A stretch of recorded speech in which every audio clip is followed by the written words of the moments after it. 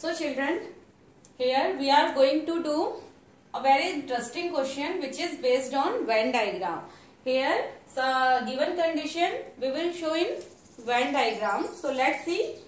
First is A union B complement. A union B complement को आपको एक Venn diagram की हेल्प से शो करना है. So firstly हम एक यहाँ पर रेक्टेंगल को ड्रॉ करते हैं Venn diagram और ये आपका एक यूनिवर्सल सेट को शो करता है. That is a universal set. Now we have to show A union B complement. That is, अब इसमें A union B complement का मीन्स क्या होता है यहाँ पर, यानी कि इसको हम कैसे शो करेंगे. अगर हम यूनिवर्सल सेट में से माइनस यानी कि हटा देते हैं A यूनियन B को, तो जो भी हमारा पार्ट होगा, जो भी हमारा एरिया रहेगा वो हमारा A यूनियन B कॉम्प्लीमेंट का एरिया होगा. सो देखिए, तो ये हमारा यूनिवर्सल सेट है. अब इसमें हमें दो सेट लेने हैं. Let set this is A set and this is B set. Set A and set B.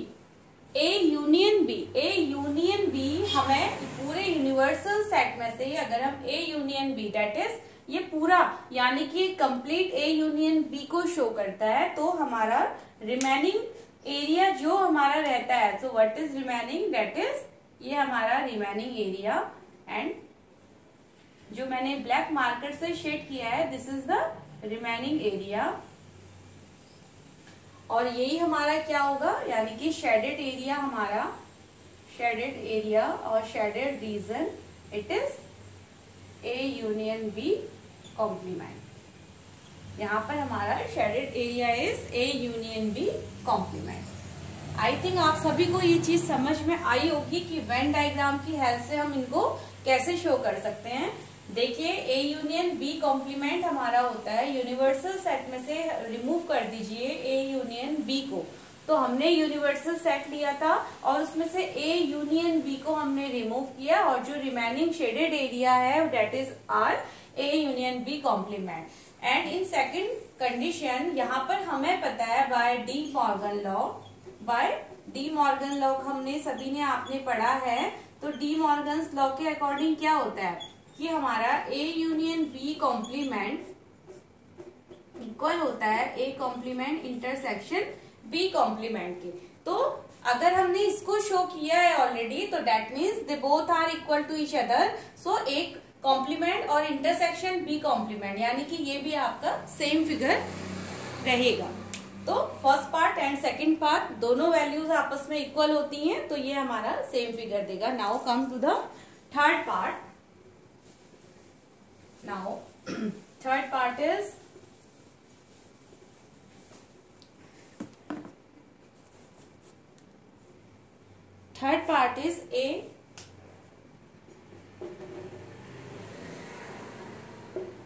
A intersection B complement.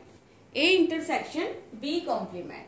अब A intersection B complement is universal set में से अगर आप A intersection B को remove करते हैं, then we get A intersection B complement. So let's see the Venn diagram.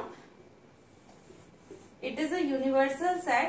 It is an universal, ये एक हमारा यूनिवर्सल सेट है और यहाँ पर this A set and this one is B set.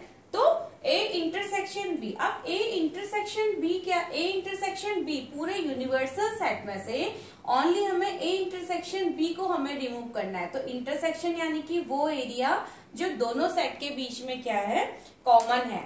That means this area ये हमारा A intersection B हमारा शो करता है. तो इसके अलावा हमारा जो भी एरिया रहेगा shaded, that will be A intersection B के कॉम्प्लीमेंट के अंदर आएगा. यानी कि जो मैंने ब्लैक पेन से शेड किया है, दैट इज A इंटरसेक्शन, यानी कि जो हमारा ब्लैक पेन शेडेड एरिया है, black pen shaded area is equal to, that is A intersection B complement.